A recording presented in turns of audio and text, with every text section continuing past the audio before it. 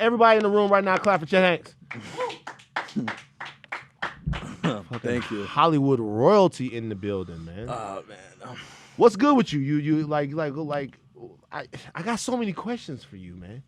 Man, I would love to talk, bro. Let's Yeah, talk that's about what it. we're gonna do. Let's talk about it. First off, describe yourself as far as what it is that you do. You're an actor, musician, all around creative. Like, describe Chet Hanks to the people listening to the Red Pill. Yeah, I'm right now. I'm mostly an actor. You know what I'm saying? Like that's how I've been making my living. But I have like a history of music, and I'm still doing that too. Right. So I got some new stuff coming out. Like I'm part of a group.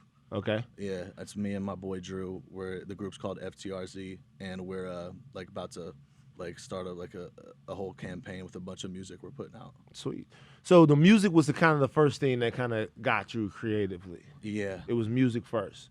Yeah. You would think, if people that listen to the Red Pill don't know, Chet Hanks, who's carving out a career of his own, has some pretty famous family members.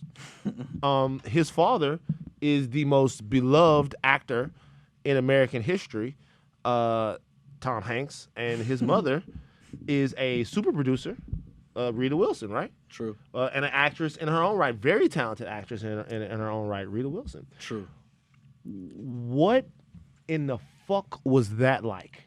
You're Tom Hanks's goddamn kid. Like, when did you realize? When I say one of the most famous people in America, one of the most famous people in the history of the world, how do you deal with that? Well, this is like a big conversation. You know what I'm saying? But let's talk about it. I didn't really realize like how much it affected me until like I was like grown. You know what I mean? Like until I was like into like early adulthood. Right. You know what I mean? Because when you're young, you don't think anything about your life is. Yeah. You know what I'm saying? Like you don't have anything to compare it to. So Right. you're not thinking about all the things that are different. You're just like everything is normal to you. So Right. like it took a while for me to like really like understand like how it affected me. But like first and foremost, like my parents like the best people. You know what I mean? Like like ever. Like real like I love my parents like so much. You know what I'm saying? And they did a really, really great job raising me. Mm-hmm. That's, you know what I'm saying? Like, Gotta first give and it up for foremost. that. You know what I'm Before, saying? Like, before it's movie star shit, Yeah. before it's like any of that shit, it's just good dad and mom. good dad, good mom, period. Like, Right. great dad, great mom. Like, Right. and they're just great people. You know what I'm saying? And Right. I'm extremely blessed. Like, Yeah. I'm extremely blessed just to have such great parents that, like, love me and have taken care of me. You know what I mean? Like, just on totally, like simplistically. You know what I'm saying? Right. Like,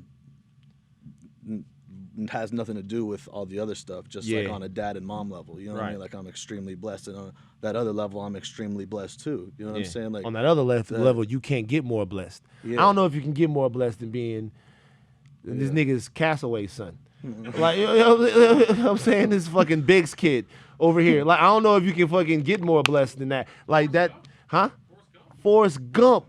That's a big deal. Was there a moment in your life where you realized sort of just how famous he was? I don't really remember exactly when it was. I just remember like watching like Big when I was like a little kid, probably like I don't even know, like 5, 6 years old, and I was watching Big on TV, and I was like, "That's Dad," and my mom was like, "Yeah, that's him," and I was like, "What's he doing on TV?" And she was like, "Well, he's an actor. Like that's what he does, you know." And I'm like, and I was just like, "Oh, okay, Okay, like, you cool. know what I mean? Like That's what Dad does. Yeah, and that was it. You know what I'm saying? Like my dad was a semen finisher. My mom was like, "Yo, your dad Yeah. was a semen." I was like, "Okay, cool." I don't know what. I mean, that's what she said. Like it goes. I was like, "All right, well, that seems fun." But Yeah. like, you're like, "Yeah." Yeah, it was just like, oh, all right, you know what I'm saying? And that's it. Like, it wasn't like, oh, my God, like, this, like, oh, he's like, you know what I mean? It was just like, oh, okay. So it was like, that's what I mean, like, by, like, it was just normal to me. You know what I mean? Yeah. And, yeah, man, like, I'm extremely blessed. It comes with, you know what I mean, like, a lot of, like, really great advantages. You know what I'm saying? And, like, a lot of, on the other side, like, some, like, awkwardness. You know what I'm saying? Yeah, I like, would imagine. You know what I'm saying? There's some situations where it's just kind of awkward. You know what I mean? and that's the kind of stuff that I didn't really like fully grasp until I got like more older and you know what I mean, like more wiser. But pretty much like what I mean by that is like everywhere, like growing up, you know what I'm saying? Everywhere I went and like meeting new people and everywhere I know going to a new school or just going around some people that you don't know or whatever, it was weird because like I never like advertised like who I was. Like I didn't go around telling people like that was not me at all. You know what I mean? I wasn't like I was never the guy who's like, do you know who I am? Like, do you know who my dad is? Like I was the opposite. I was like trying to be as like incognito as possible because I didn't think that mattered. Right. You know what I mean? Like, but it was weird because everywhere I went, people already It knew. beat you to the door. Yeah, you know what I mean? Like people already knew. Like when I went to college, like it's my first week at college, you know what I'm saying? And there's thousands of kids, you know what I mean? Like and I was like, no one's gonna know. Like I didn't say anything. Like no one's gonna know. Everyone already knew. It was the weirdest thing. I was just like, how do people know, man? Right. Like people know like my whole like my whole like resume, and I was not, and I was completely like I was like not in the public eye at all, and it just always blew my mind. Like you know what I mean? Like people were always talking, which and it was and not only were they talking, like they like everyone just always had like their like judgment about me. You know what I'm saying? Like What would they say? well, people just automatically like when they know that they automatically have a preconceived idea of like what my life would be like or like what my whole life is like, and more often than not it was just completely inaccurate because It's hard. That's hard. You know what It's I'm hard saying? not to have any preconceived notions because Yeah. I imagine your childhood as you're playing with your toys upstairs and then you hear some guys having a good time downstairs and you go downstairs and it's you, your dad, Steven Spielberg, fucking Steve Martin, fucking everybody hanging out, chilling, writing, and making shows all the time. Like I wouldn't know. Like it's weird because for you it's your family life, but for everyone else, and this is something that must be frustrating. To have your normal be fascinating to everybody else. right. To have what you just understand, that must be a lot of pressure. To have your normal be everybody else goes, man, what is that like? Yeah, everyone was just always on a trip. Like everyone was always like, you know what I mean, and about things that I considered like completely irrelevant. Word. Do you know what I mean? Like it was completely irrelevant to me, but everyone else would trip out about it. You know what I mean? Like, but basically it's like everybody, because they know who my dad is. They he's like super successful, famous, whatever.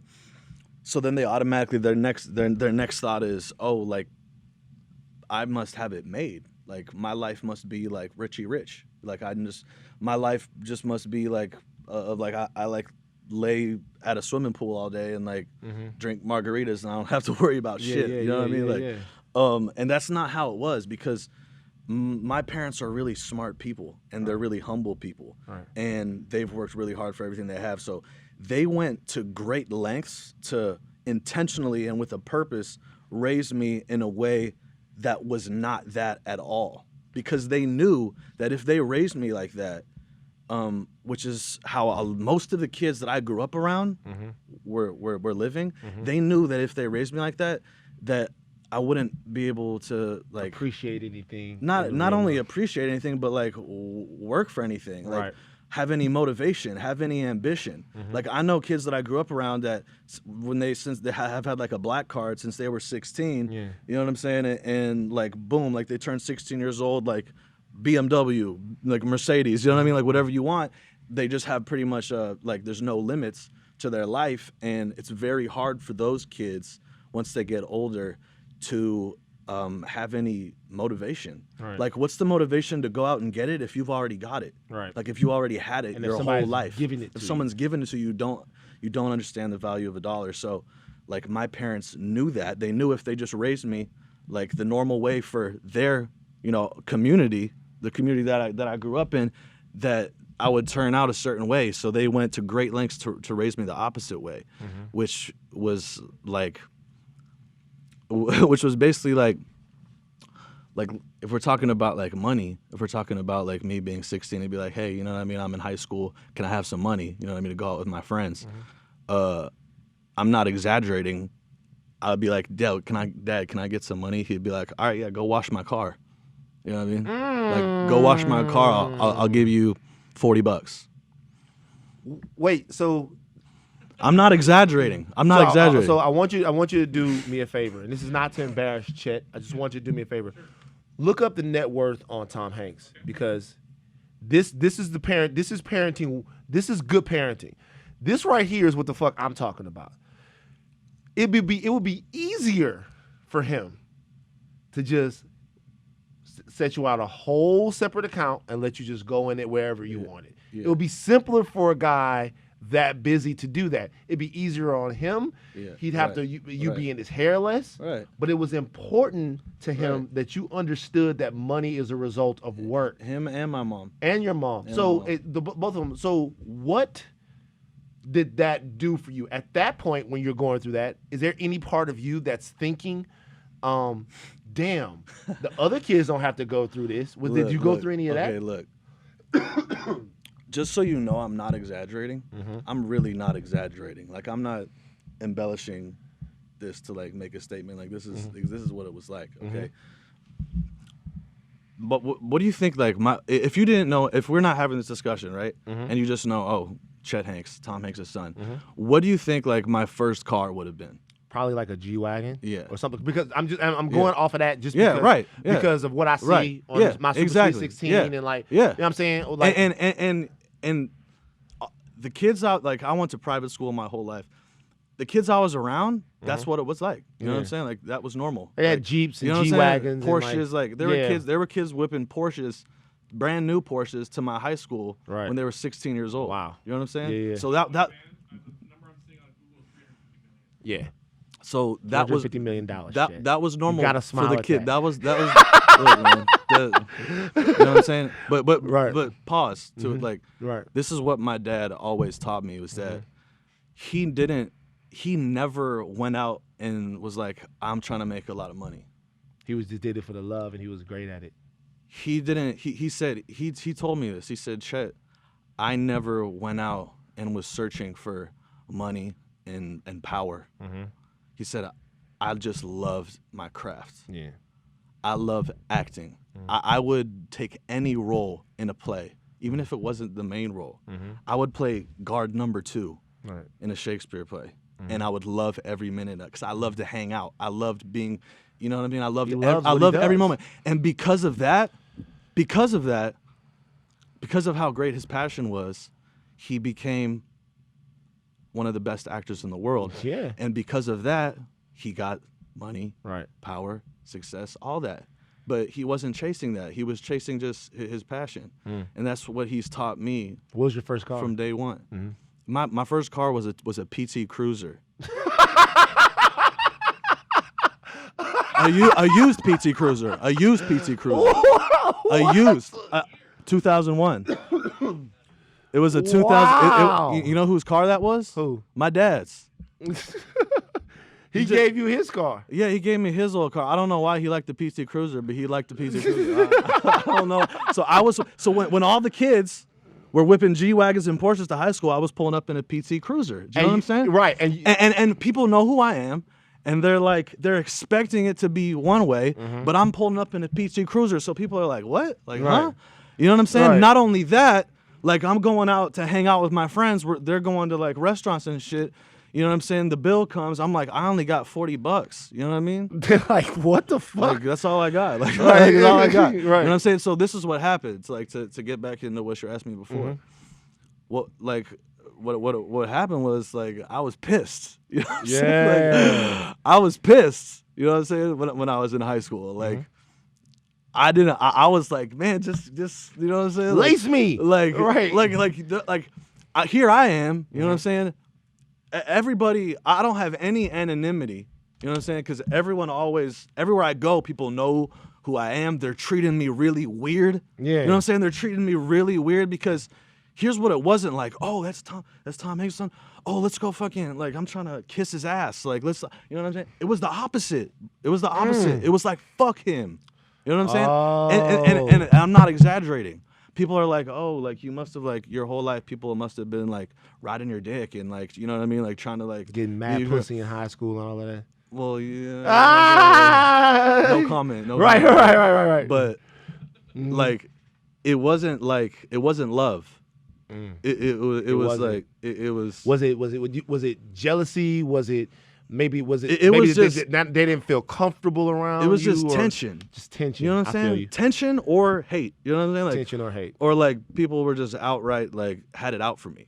You know what I'm saying? Because they're just like, fuck that guy. He must think he's such hot shit. He must think he the man. He must think he's such hot shit. You know what I'm Right. saying? And I didn't. Like I've been the same my whole life. I've been like a pretty humble dude. You know what I'm Right. saying? Like, and I take people. I treat the CEO the same as I treat the janitor. Yeah. And I treat everybody with respect as long as you give me respect. And I'm cool, man. Like I don't think I'm above anybody. You know what I mean? Like, but everybody was looking at me like I thought I was above everybody. Right. You know what I'm saying? So it was just weird. You know what I mean? It was just weird. When did you get used to it? When did you start to get used to it? That's a good question. I started to get used to it. It's not so much about when did I get used to it. It's more so just about when did I just accept who I am, like, and not try to run away from who I am, like, because this is what happened. This is like kind of like the evolution, like. So, like, let me put it like this, like, everyone's looking at me like I should be balling, but I'm driving like a PT Cruiser, and like there are kids like whose dads are like dentists, you know what I mean, like an orthodontist, and they're like balling like crazy lives, like because their parents just giving them everything. You know what I'm saying? Yeah, right. So it's not just like, here's what people don't understand. They think all rich people raise their kids the same. Right. It's not.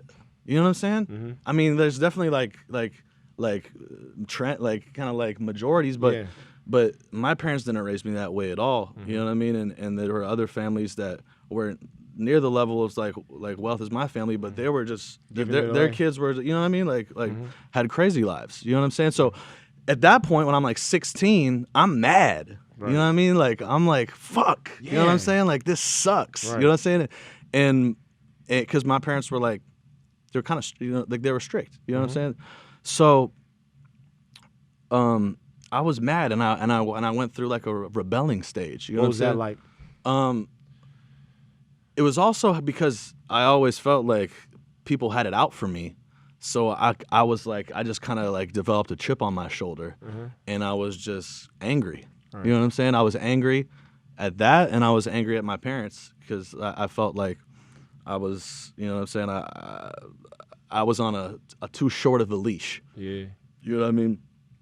So a lot of people don't know this, but when I was 17, I got sent to a wilderness program. Huh. Which is like when they take you out of your room, or like, you know, like they take you out of your room. Like the fucking dudes on Maury that come get you with the boot camp guys? Yeah. Wow. Yeah. So this was to kind of set you straight? Uh-huh. So what was that like? That was a crazy experience because I was like taken out of my room at like 4 a.m, and I was gone for like over a year. Jesus. In Utah, in like the desert, in like the middle of nowhere in Utah.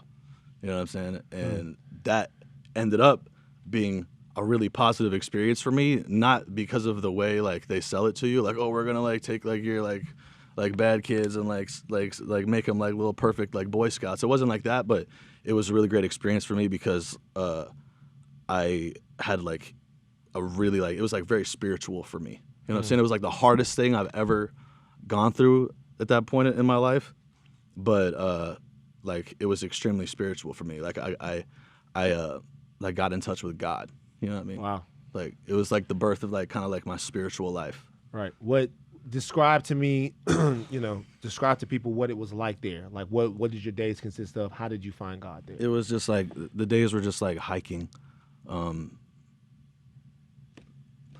Like talking like but like you're in the middle of nowhere and you just, and it was so they like, take away all your distractions. Yeah, exactly. There's nothing. You know what I'm saying? You're literally just left like alone. You know what I'm saying? A lot of it you are alone. Like they take you on these things called solos where you're like by yourself for like days on end. Like, you know what I mean? Like cooking and doing everything like by yourself, like in the middle of nowhere. So like, you know what I mean? Like you're really like, you just like have like total like solitude. It was crazy. You know what I mean? So was there any resentment towards your parents when they first sent you there? Yeah, I How mean, long did that last? When did you get over that? it was no, it by the time I left, there was no resentment because it made me appreciate it made me appreciate them so much. You know what I'm saying? Yeah. Yeah, it worked. So I am not the son of a wealthy actor. Like we were fine, we were straight. There's something that when you grow up and you don't have a ton of money, you have this thought that all of your problems in life would be gone if you did have a ton of money. Right. You start to think, because problems are problems, but like keeping the heat on and keeping the water on and keeping all of those other things on like that, sometimes you start to think those are real problems, and what families like yours go through are not real problems. How frustrating is it for you when you're going through real life situations to have people not empathize with you, or have people not understand what it is that you're going through because of some of the advantages that you have? Yeah, like you make a really great point. And again, like let me just say again, like I'm extremely blessed. You know what I'm saying? I wouldn't change anything. I wouldn't have it any other way because I love my parents so much. And you know what I'm saying? There's been huge opportunities. You know what I'm saying, for me that other people don't have. They just don't have them. Sure. You know what I'm saying? Yeah. But it also is true that like when you come from a position of some privilege,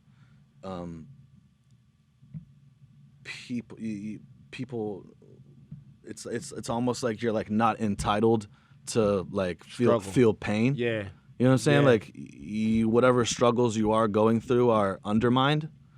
You're not no one wants to hear that. They're like they're like people are in denial that like that it's even possible for you to have a struggle. You know what I'm saying, that you're going through. So when like you try to like express yourself that you do, it's like you're not even allowed to. You're not even allowed to express it because people are like, "Shut up, man!" Like, you know what I'm saying? If I was in your position, I didn't have the, and, you know, and they make it about them. Like, if I didn't have this, and they compare it like, "Well, I didn't have this. Like, I was way worse off than you." Like, and yeah, like there's truth to that, but every person has their own struggles, and you don't know what somebody's struggling with. They have their own road to walk. You don't know what someone's struggling with, and there's many struggles in life that aren't financial, and everybody feels pain. Yeah. You know what I'm saying? Like everybody feels crazy. Pain. You know? So around this time, when did you decide in your life that you wanted to go into entertainment and you wanted to be an actor? You wanted to be an actor or a musician? Because I would think that maybe there would be a lot of pressure involved in that with you going. I know that your brother's an actor. He's a very talented guy. So was it kind of like the family business? Is it something that beat you early, or did it come later on? Because you're doing a lot of good stuff that we're going to talk about. I just want to know, when did you make the decision to go ahead and go into that? Right. It's always felt like the family business. Like I remember from a young age just being like, oh, like my dad's an actor, my mom's an actress, my older brother's an actor, I'll be an actor. You know what I mean? And I've always like, not only that, but I always felt like I could be, because I spent my life growing up on movie sets. Yeah.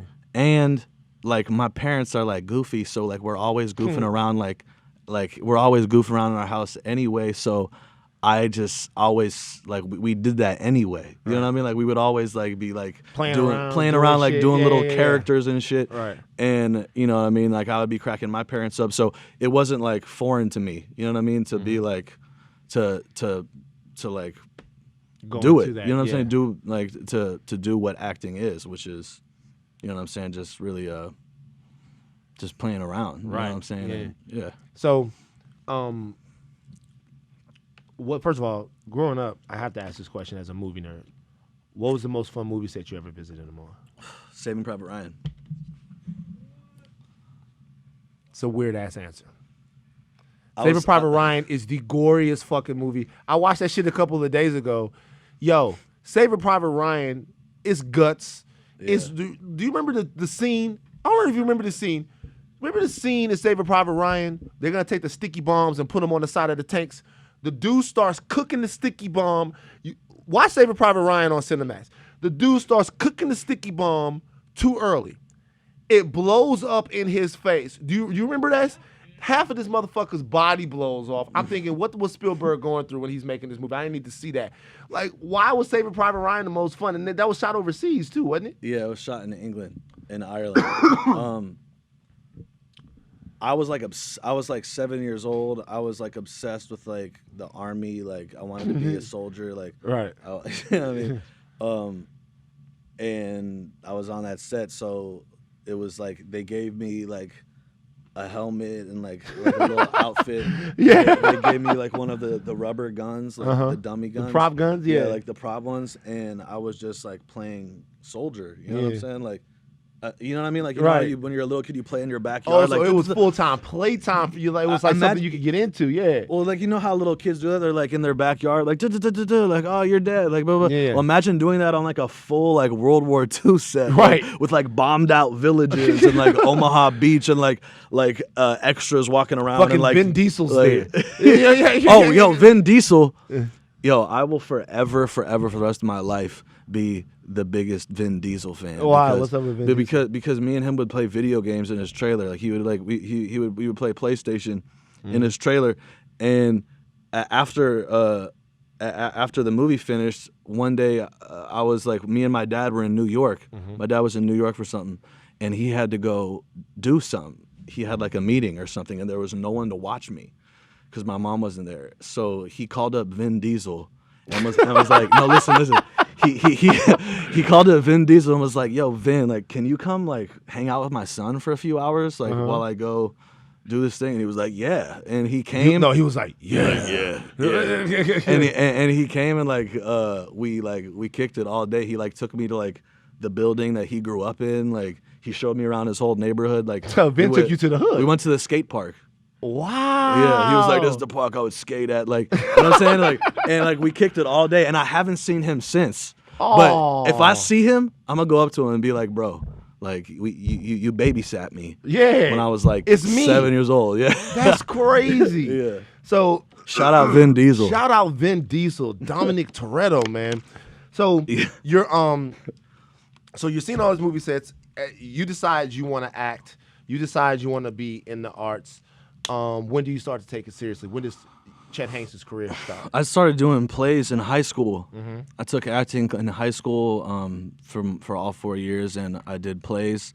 When I was 16, I went to Edinburgh, Scotland for the summer. Like there was this program during the summer. I did 2 plays in Edinburgh, Scotland for this thing called the Fringe Festival. I was the lead in one of them. That was like a program through my high school. And then I got sent to the wilderness thing. After the wilderness thing, I went straight into college. And I studied theater at college. Oh, at a very fine school. Yeah, Northwestern, yeah. Northwestern. So then you come home from college. Do you jump right into Hollywood and start booking, or was it a struggle? Or I tried to, but nothing was happening. Nothing was happening. Nothing was happening. I went. Let me back up. The first movie I ever did was when I was 16. It was the very first audition I ever went in. Okay, wait. So here's how I got into like actually like professionally like doing acting. So my little brother, right, who's not an actor like at all anymore, when he was like 12, right, and he wanted money to get a Truman, yeah. He's like loves like computers, and he wanted some money to get a computer, and my mom was like, well, you know, you can start like saving, you know what I mean, like Jesus, to get a computer. I would be freaking out. So you better go, Mama. You think I never saw Philadelphia. He won the Oscar. Go buy my fucking computer right now. I would lose it. I used to lose it on my parents. I would ask my dad for something and be like, yo, Dad, I want a baseball glove. And my dad would be like, but nigga, we got the cable on. You can afford $70 for a fucking baseball glove. Why don't you just go buy the glove? Let me see my parents on the Forbes list. Tell me I can't have my fucking computer. You know what? Take your ass down there and buy the computer. But I can't believe that they are so. That's really that's admirable. It is admirable, and I wouldn't have it. And I'm so thankful for it now. Yeah, I'm so thankful for it now because I really know the value of a dollar. You do. You know what I'm saying? Like I really know the value of a dollar. You still be trying to get some back pay from him though. Check this out. But so you were saying he was trying to get the computer. So he wanted to get a computer. Mom was like, "Well, you can save up your allowance until you have enough money to get a computer." Mm-hmm. And my little brother, being a really smart kid, he was like, "Well, I want to make some money." He's 12 years old. He's like, "I want to make some money." And he knows, like, my mom, before she met my dad, she made a lot of money as like an actress. Yeah. And Rita Wilson. A lot of that was from commercials. Yeah. Like she made a grip from doing commercials. Right. When she was young, like when she was 17. Like my mom was a boss. Like when my mom was like 17, she bought her own Porsche. You know what I'm saying? Bought her own Porsche. You know what I'm saying? Like she was guapped up like from doing commercials. So my little brother knew that. He was like, "Well, you did commercials. I want to go do commercials." Right. So my mom was like, "Okay." This is at a dinner table. We're having dinner. She's like, "Okay, I'll take you around to meet with agents, to meet with a commercial agent." I was like, "Hold up. I want to do it too." Right. She's like, "Okay, I'll take both of you guys." Mm-hmm. So my little brother ended up booking a commercial like for like Firestone tires or something. Mm-hmm. And he made he's 12 years old. He made like $20,000. Wow. I was like, "What?" So I started going on auditions. The very first audition I went on was for this movie called Bratz. I know that was movie. Based on the dolls. Remember the Bratz dolls? If you were a girl that grew up in like the early 2000s. My little niece, the Bratz dolls. Yeah. That was the very first audition I went on, and I got that. So I. So they dressed you up as one of the Bratz girls, and you were in the movie. I was the president of the science club. I was the nerd. All right. I played the nerd. Dope. The president of the science club, Dexter. Watch that. Yeah. See Bratz if you haven't.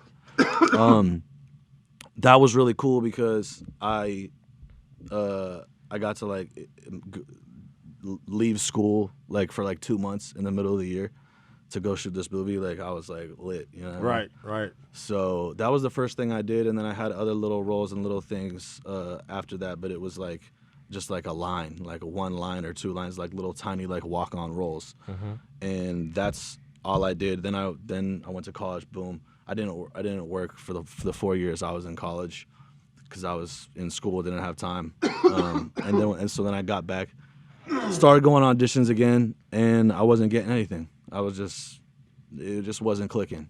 It just wasn't clicking. Like I was just. Did you get frustrated? Hell yeah.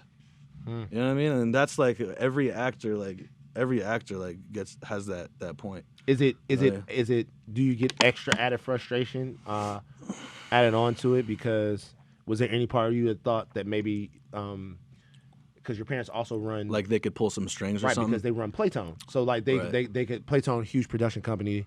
Tom Hanks and Rita Wilson, Gary Ghostman, they one of the biggest. One of the biggest. One of the best movies ever too.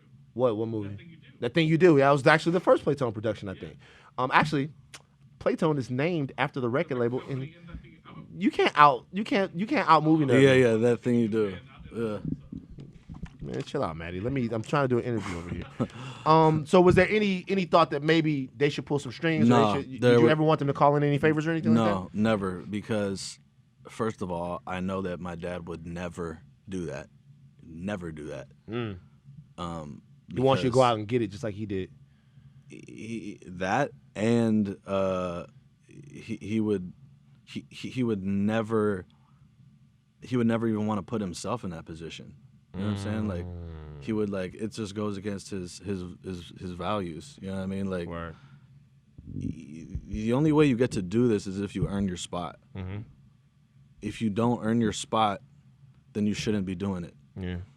Every role that I have, I audition for out of the hundreds or thousands of people that they audition. You know what I'm saying? Like you have to make yourself pop. You know what I'm saying? Like when you go on an audition for something, they're looking at hundreds of other people. All right. Maybe thousands. Yeah. You know what I'm saying? Because they also take people from New York. They audition people from LA. Yeah. You know what I'm saying? So they're looking at thousands, possibly thousands of people, right? And they're all reading the same scene. Yeah. You know what I'm saying? So you got to do something that pops to make yourself stand out, to get the call back. And then the call back, you got to do it even better again. You know what I'm saying? And the process of elimination and get that shit and be like, this is mine, I'm taking it. And that's how I got every role. That's the only way that you can go and execute the role if you get it, because it's like if they just give you it and say, make a phone call, put me in this movie, well, what are you gonna do when you're on set? Yeah. And you got to do it for real in front of the cameras with everyone looking at you. You know what I'm saying?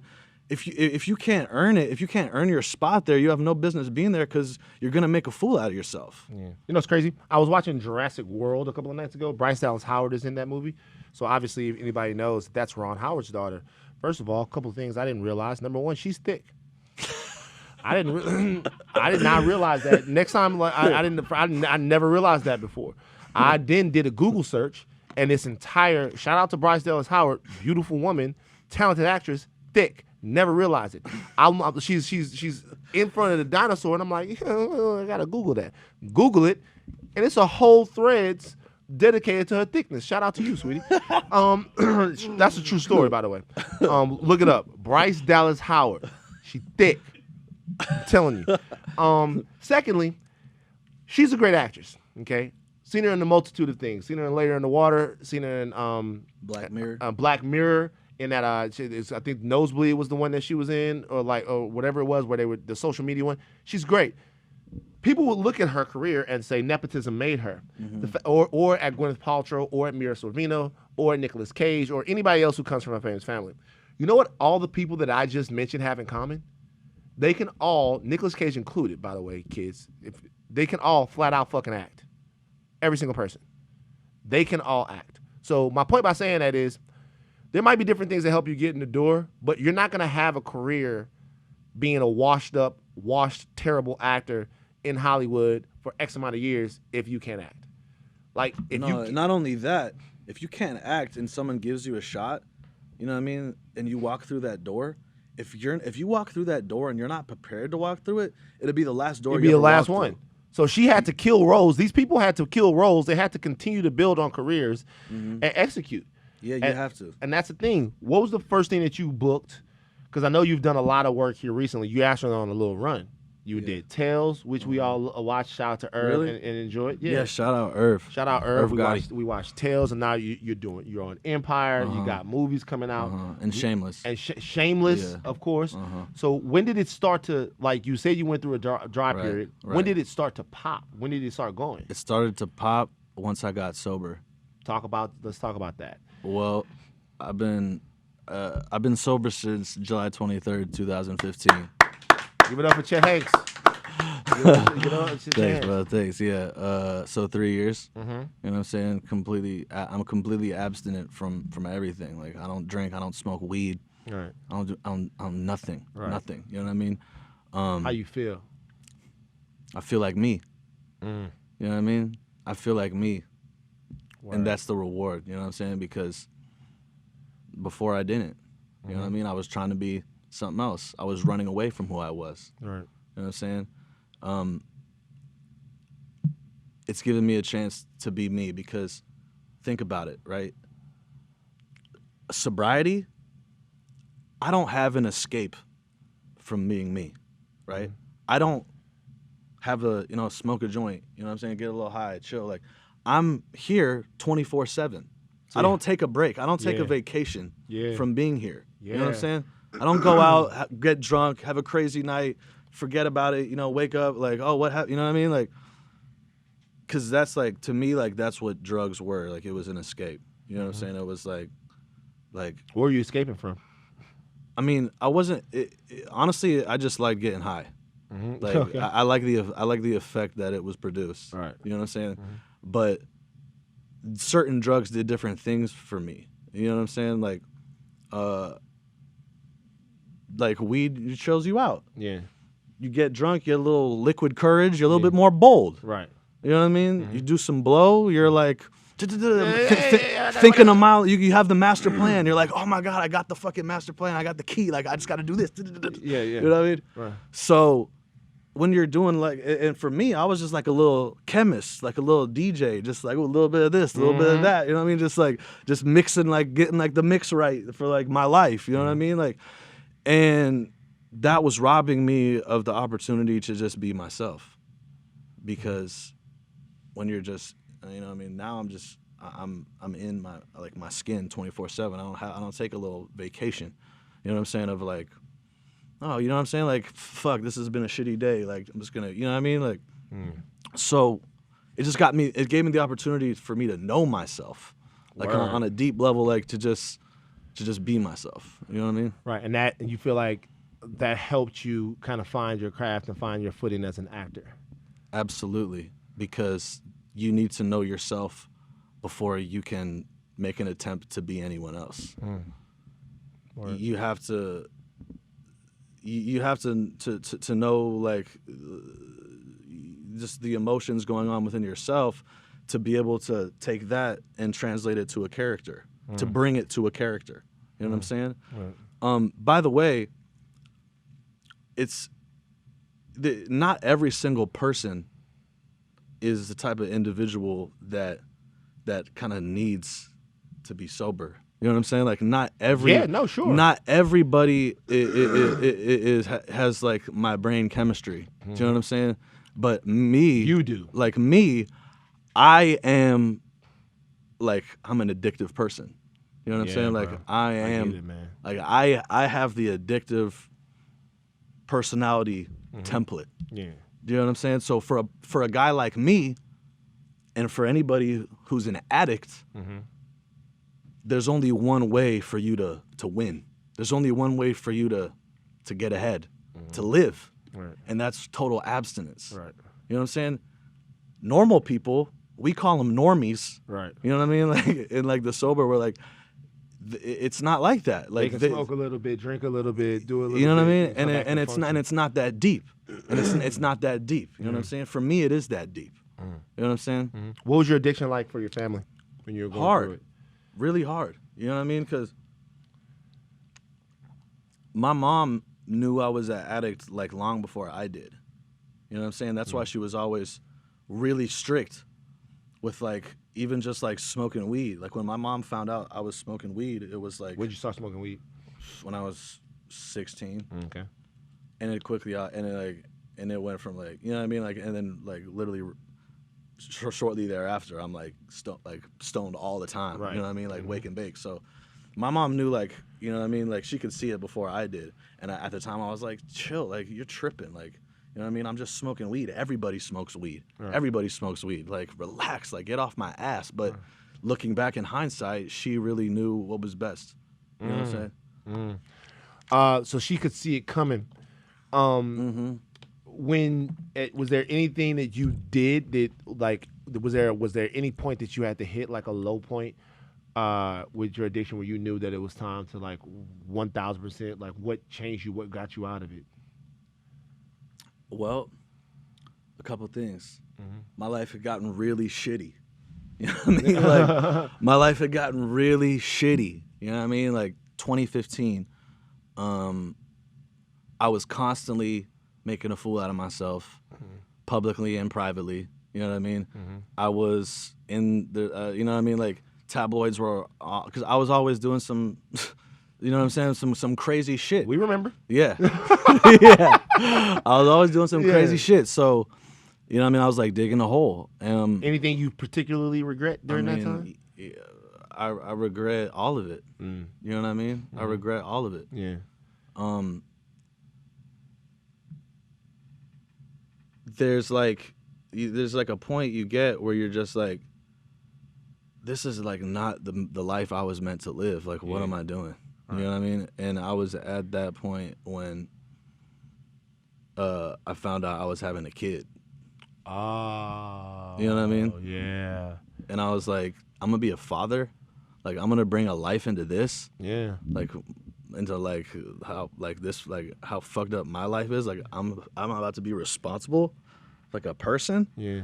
And I've had the greatest parents. I feel a total responsibility to give my child be as great of a parents to my child as my parents were to me. If I don't do that, like who the fuck am I? Yeah. You know what I'm saying? Yeah. So it was that, and also some very key people like helped me out. You know what I'm saying? Like helped me out and talked to me when I was at a really low point in my life.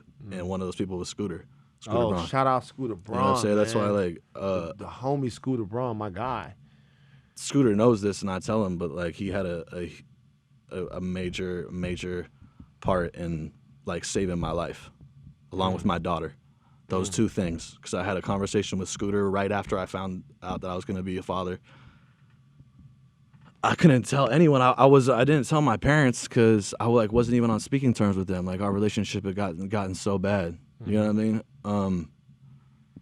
And Scooter called me up and he was like, "What's up, bro? Like, how you doing? I'm just checking on you. What's going on?"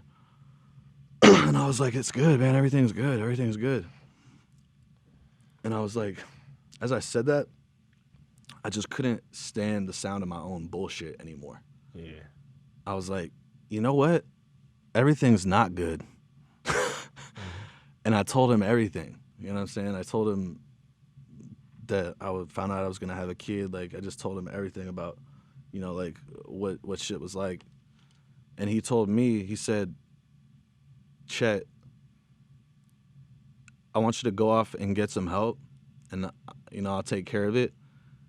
And if you do that, then you'll look back on this day as the day that changed your life forever."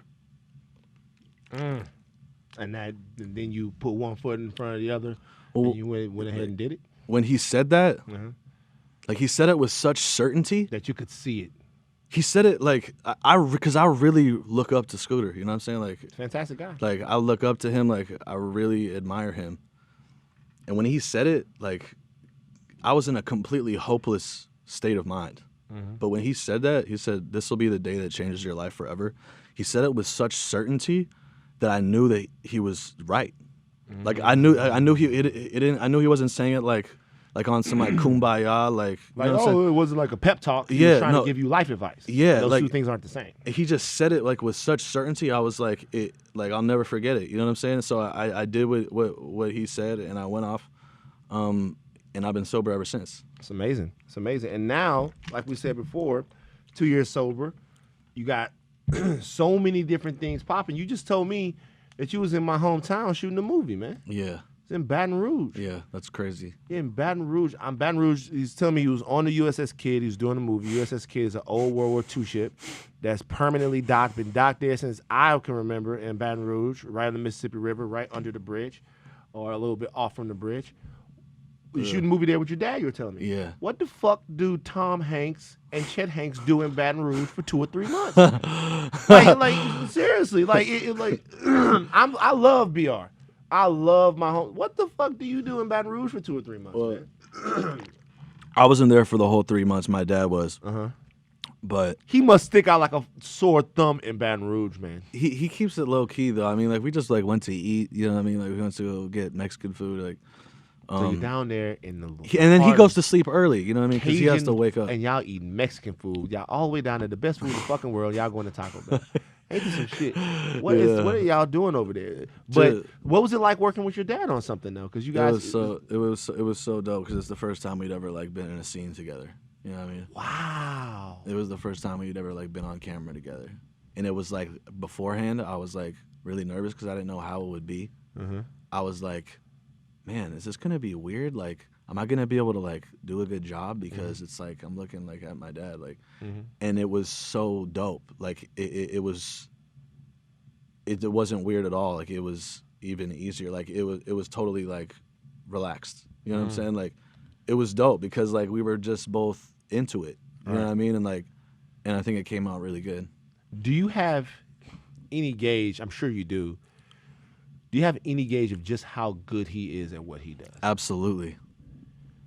I'm blown away constantly. It's insane. When I watch his movies, I'm And I'm always asking him, I'm like, You pick his brain for acting stuff. I pick his brain, I pick apart like scenes. I'm like, I asked him like what was going on like that day. Like I get the whole 411. Like, you know what I mean? I'm like, I'll be like, what, like that, like one moment, like what were you like? What was this? What were you like? What was your preparation like that day? You know what I mean? Like, what do you do when you got to do this type of scene? What do you do when you're feeling nervous like before this? You know what I'm saying? And he gives me the best advice. Mm-hmm. When I'm on set, I call him. When I'm in my trailer, if I'm like freaking out about something, I'll call him and he gives me game. He just knows how to slow the game down for you a little bit and get you centered where you go do your best. Yeah, but also it's like a big part of like about he helps me understand. He helps me understand because this is the thing about being an actor. Sometimes you do a scene and you're like, man, I killed that shit. Mm-hmm. And then you look at it later and you're like, man, that was terrible. Yeah, yep. And then sometimes you're like, that was fucking awful. Like, I butchered that. Mm-hmm. And then you watch it and you're like, holy shit, that was phenomenal. So you never know for sure how you did. Right. You know what I mean? You never know for sure. Right. Oftentimes, if you feel a way, like, if you feel like frantic or like scared or whatever, sometimes that's good because it'll translate in a way that you can't understand, but that's going to work perfectly for the scene that makes something that gives it like the full 3 dimensions of like the human aspect of something. Right. Because if you're an actor going through something as you're shooting something, you're gonna appear. No one can tell. It's gonna appear as someone going through something, which is exactly what it should. You know what I mean? So he helps me understand things like that. You know what I mean? Your brother Colin, actor as well, very good actor. What's your relationship with him like? You guys ever trade notes on acting and stuff like that? I was just with him yesterday. Yeah, man. I have 2 nieces. He's got 2 beautiful daughters. Great wife, family. I was there yesterday, and me and him talk like. We don't talk so much about like the craft, but we talk about like the business. You know what I'm saying? Like the game, because he's gone through already what I'm going through. You know what I'm saying? Of just not just navigating the game as it is and the business as it is, but just also navigating it with that. You know what I'm saying? Of being, you know what I mean? Like being the son of my dad and just how the way that plays into things. You know what I'm saying? He's been through all that. So me and him talk about probably that a lot for you guys to kind of share notes on and stuff like that. Yeah. I wanna where'd the swag come from? Where'd like the, you know what I'm saying? Cause like you rapping, you were down with Irv, you in Empire. It seems like you embrace the culture. You know what I mean? You like where did you sort of kind of, you know, because you was rapping and stuff like that. Where did the love for hip hop culture and the love for all of that, where did that come in? Like, because you grew up in the Palisades, so I would assume that it's not a lot of culture. Yeah, you know what I'm saying. So where did all, you know, where did all that sort of come from? When did you first start listening to rap, wanting to rap? Like where did all that originate? Well, if you really think about it, like I'm a '90s baby. Do you know what I mean? Like I was born in 1990. The golden age. Right? Yeah, I'm a '90s baby. You know what I mean? Like, so you know what I mean? Like that is the culture. It's not just black culture or urban culture. Like for like my generation, it's the culture. You know what I'm saying? Like there was a time when it was like, you know, like the urban culture and then like, you know what I mean? Like rock music or everything, you know, like they were like the urban culture was like a subculture. Yeah. But we're in 2018, like culture, like the Migos, like their album's called Culture for a reason. Right. You know what I mean? It's not urban culture, it's culture. It's the culture. You know what I mean? It's the culture. The predominant thing. Yeah, so it's like become that. It's really interesting that you say that because a lot of people aren't even understanding how powerful that is and how true that is. Yeah, it's not about it's beyond race Mm-hmm. or class or any of that. It's just what moves and what doesn't. That's it. That's all it Exactly. is. Yeah. Don't you think? Nah, I agree. I mean, for me, Yeah. listen, for me, this is my thing. Like, being a black man, you always want to protect things that you feel like black people have originated and stuff like that. But you also have to understand when something has become mainstream. And the reality is that right now, hip hop culture, it influences the world. Right. It is the world. Like, you can't be cool unless you can't be on unless you understand these things and know how to navigate these things. Anything else is kind of corny. And I feel like this is the kind of the first time where that's really been true. I mean, when you've really seen a wholesale deal. Now, you know, we still got to do some more things in terms of ownership and understanding what having cultural power means, because there's responsibility that goes along with that. And as we mature, we get to that. Right. But, you know, I agree with you right now. When you Right. say, where did you pick it up? You like basically saying, I didn't pick it up. It picked me up. I grew up, you know what I'm saying? I grew up in America in the 90s. Who's your favorite rapper? Biggie. Biggie. Of all time, Biggie. And you grew up in L.A. Yeah. And Biggie, why is Biggie your favorite rapper? Because he has he has the most there's nobody who has a better flow than Biggie. Yeah, it's insane. You know what I mean? Like, Boy, he was born to do it. he was just the greatest to ever touch the mic. So just real quick, just so listeners of the podcast know, Chet Hanks just said fuck Tupac. No, bro. You're not gonna Lil Xan bro. You're not gonna Lil Xan You're not gonna Lil Xan bro. But nah, Biggie was Biggie born to rap, man. Born to rap. Voice has a natural boom bap to it. Like This is flow. This is flow. Like Flow. born to rap. Born to rap. So you started rapping. You became a rapper. You rap. Like, when did you make the decision that you were so influenced by that you wanted to get on the mic and spit? When I was like in college, when I was like 20 years old. Started rapping. Yeah, trying to. You know what I'm saying? Right. I was very naive. You know what I'm saying? Like, I had like a real passion for rap, for hip hop. Right. You know what I mean? Like, and then I started writing my own rhymes. You know what I mean? And I was like, okay, this is what I want to do. Like, fuck it. And I always felt like people are gonna clown me so hard for like being like Tom Hanks' son and like trying to rap. You know what I mean? Yeah. But I was like, fuck it. You know what I'm saying? And here's the thing. I was naive because I didn't understand like what was gonna happen. I was just like, I'm gonna put out music. Like, I'm gonna start like rapping. I didn't expect that it was gonna like make national news. That anyone would fucking care. No, I didn't expect that it was gonna exactly. I Yeah. didn't expect except like people that knew me. You know what I mean? Like, I didn't expect it was gonna be like go viral. You know what I mean? And the thing is, like, those were like the first raps I ever wrote. You know what I'm saying? Like, those were the first raps I ever wrote. You know what I'm saying? And everybody when they first start sucks. Right. You know what I'm saying? And I sucked. You know what I'm saying? But so like my first steps like out like of like, yo, I'm like rapping, we're like my earliest shit, and it sucked. You know what I'm saying? Like, nobody, that doesn't happen to people because they don't start getting noticed until they're good. I got noticed when I was still really shitty. Right. You know what I'm saying? Normally, it takes. That's a good point. You know what I Normally, mean? it takes somebody to actually spit fire for us to be like, yo, this To guy master can their go. craft. Yeah. To master their craft. You know what I'm saying? So I was like playing catch up. You know what I'm saying? And I took I stopped for a long time. Once I got sober, I stopped for a long time because I was just focusing on that. You know, I was just focusing on staying sober. But now I'm putting out new music with in a group, and it's like it's not like the stuff that I put out before, which was like that was like right at the same time that like all like the white boy rappers like started popping up, like MGK and Mac Miller, God bless the dead. You know what I mean? So that's like the way.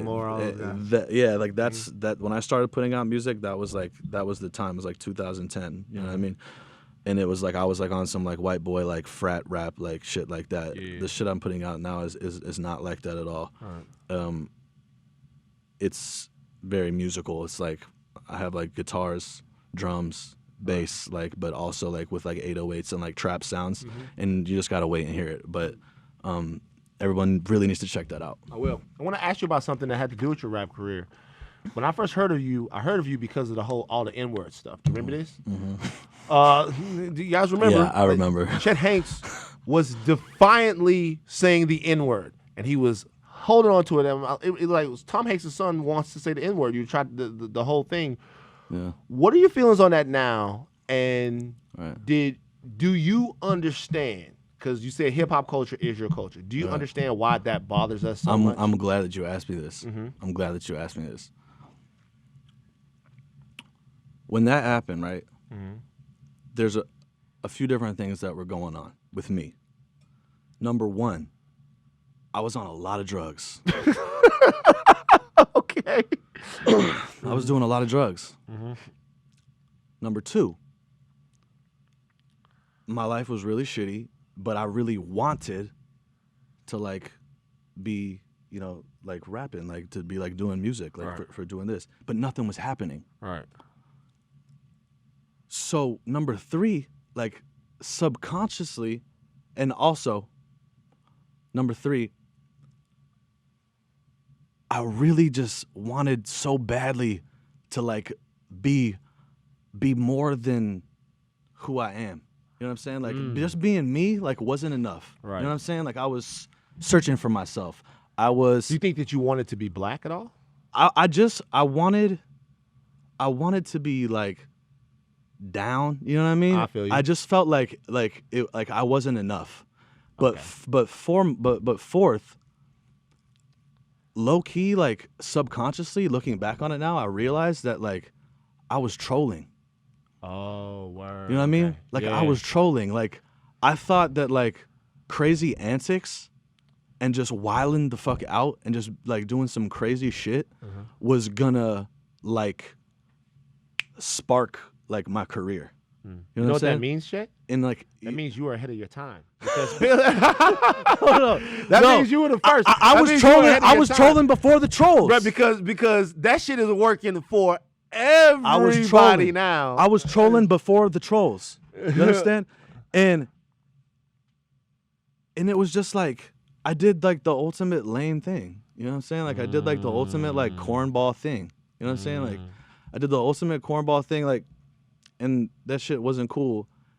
And basically, I was just like, it was just like an insane like time. Like my mind frame was just like insane. Right. Like at that time, you know what I mean? Like it was just like it was just like a very like not like I wasn't like making any clear decisions. Right. It wasn't like a decision. It was just like it happened, and I was trying to run with it because I was already like in the media all the time for like really negative shit. Yeah. You know what I'm saying?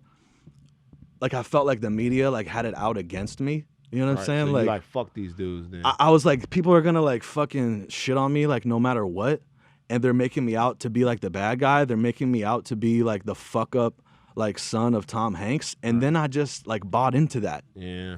I was like, fuck it. You know what I mean? If they're gonna, if I'm gonna be the fuck up son, then I'm gonna be the biggest, like the biggest one of them all. Right. You know what I'm saying? It's like you want me to be the bad guy? I'm gonna be like the worst, bad, guy. The worst bad guy, because then I can at least create some attention and try to like channel that into, you know what I'm saying, like, Breaking away and doing your own thing, having you your know own what I mean, like identity, having yeah. my own like niche. Yeah. Like be like fuck it, like people are gonna hate me, Mm-hmm. but like but maybe there's gonna be some people that really fuck with me, Right. too, because I'm just crazy and I don't 'Cause you give a just fuck, doing whatever you and want. I'll have that niche like market, and I'll be like fucking like, you know what I mean, like, Right. you know, like have my own little niche, like, you know what I'm saying, Yeah. like following. What you know did what I mean? what did Tom think about that?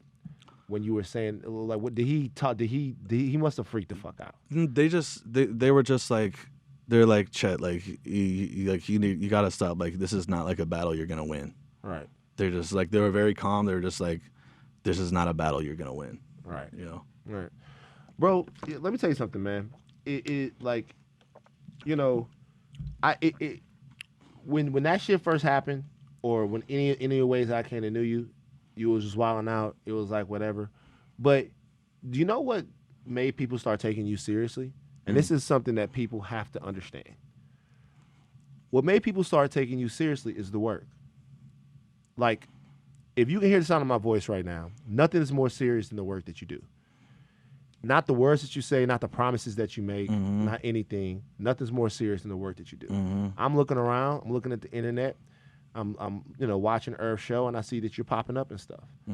I'm seeing that these are serious things. I hear people talking about the performances that you're doing. I see you going in a direction.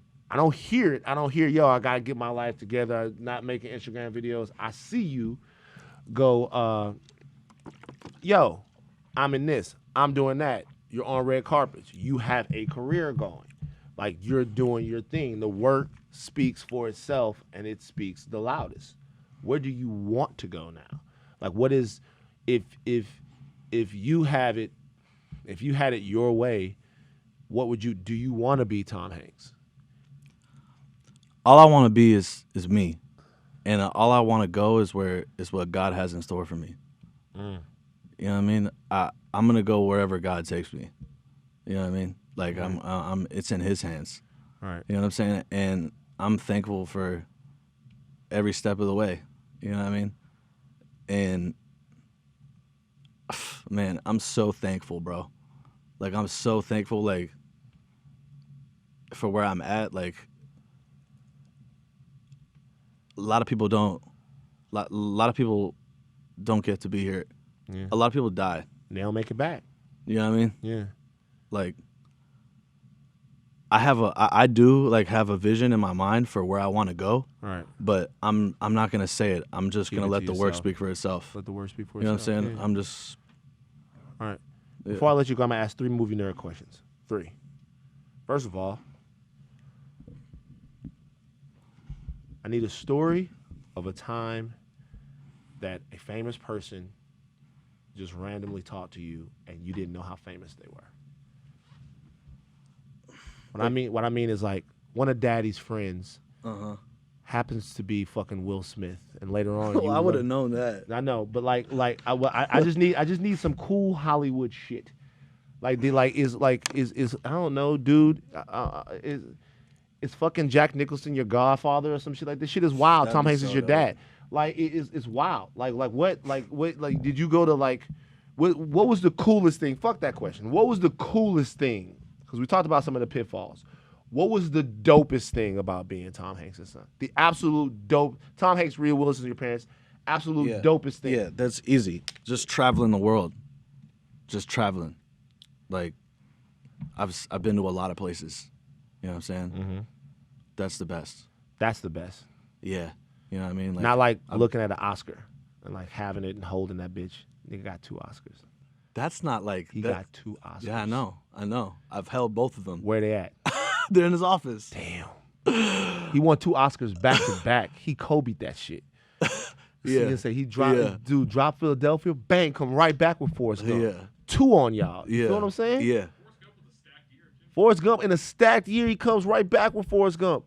And then the nominations keep rolling in. Couple years, he comes back, boom, boom, Castaway. By the way, let me tell you something about Castaway. Next time you talk to your dad, tell him my theory about Castaway. This is my situation about Castaway. Helen Hunt, Castaway, fucked up. If you never find my body, if they never find my body, you wait. I'm not coming back after I fucking been eating shellfish on the island for 5 fucking years, and now you fucking Mr. Big from Sex and the City. Shit is too much. like, you know what I'm saying? Like every time I see Castaway, I get pissed off. Like she comes back, 5 years, they didn't find the body. You gotta fucking hold out hope for 10 years, and I'm still alive. You have to. They never found the body. He's there. It's him and a fucking volleyball. This nigga's going crazy. He's talking to a volleyball. You know what I'm saying? And so like, I every time I come back, I watch the movie and I think, you fucked up. That's messed up. You got a whole new life, don't you, bitch? Excuse me. Cut the bitch out. You got a whole new life, hold don't up. you? You got a whole new life. Also, I'm on an island. on the Castaway note, Yeah. my dad got robbed on that Oscar. He got robbed. Who won the Oscar that year? Russell Crowe For Gladiator. For Gladiator. Okay, no. Hold on. No. Oh, the Wait. Insider he should have Wait. won for Gladiator. Pause. Was a weak Pause. fucking No. best actor award. Wait, hold up. I love Gladiator. Let's not get it twisted. Gladiator. It's a fucking fantastic Amazing movie. Amazing a movie. fucking fantastic Russell movie. Crowe's performance. Great. Amazing. Joaquin Phoenix Okay. also great. Yeah. Yeah. But you can't compare that to my dad's performance in Castaway. Yeah, Russell Crowe should have probably won his Oscar for A Beautiful Mind. Shout out to Denzel, who won it that year for Training Day. Wow. But Russell Crowe, the Oscar for Gladiator was kind of weak. Okay, look.